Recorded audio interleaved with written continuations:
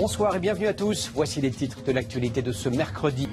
La chute d'un nabab d'Hollywood, Harvey Weinstein, producteur de films multi-oscarisés, est accusé par plus d'une dizaine de femmes de harcèlement sexuel et de viol, parmi elles 2 actrices françaises. De Mania à paria d'Hollywood. En quelques jours, les plaintes se multiplient à l'encontre d'Harvey Weinstein, fondateur du studio Miramax. Viol, agression sexuelle, harcèlement. Les stars planétaires Angelina Jolie et Gwyneth Paltrow disent avoir repoussé ces avances sexuelles. L'actrice italienne Asia Argento, elle, révèle avoir été violée à plusieurs reprises par le producteur. Et cette scénariste prend la parole pour dénoncer ces agissements.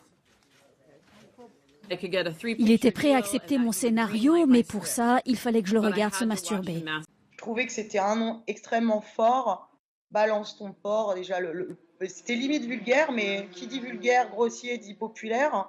Je pensais bien que je m'adressais à ce moment-là à tout le monde, et surtout comme il y avait beaucoup d'humour, je pensais que la parole pouvait se libérer, mais par l'humour, et qu'on pouvait aussi peut-être prendre ce sujet-là de façon très sérieuse, mais arriver aussi à en rire, parce que il y a des moments, il faut rester second degré. Le hashtag Balance ton porc aujourd'hui avec celui de MeToo hier dans les rues à Lyon, à Paris, à Bordeaux, un petit peu partout.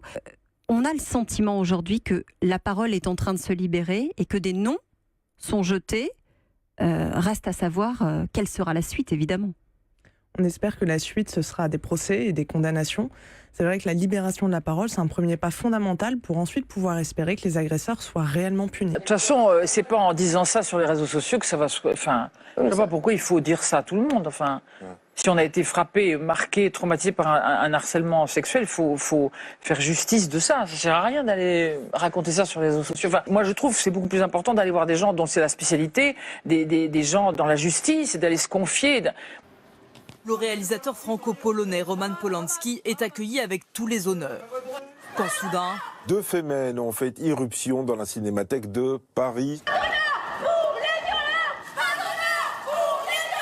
Sur le corps des 2 femmes venues manifester, l'inscription Very Important Pédocriminal, pédocriminel très important. Le cinéaste est accusé par 5 femmes d'agression sexuelle. Le groupe féministe reproche à l'institution de passer outre les crimes sexuels que le réalisateur aurait commis dans les années 60. Je trouve ça extrêmement choquant, franchement.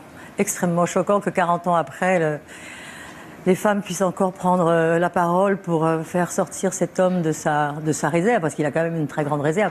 C'est une affaire qui a été jugée, c'est une affaire qui a été traitée. Il y a eu des accords entre Roman Polanski et cette femme. Cette femme a demandé à ce qu'on arrête d'en parler.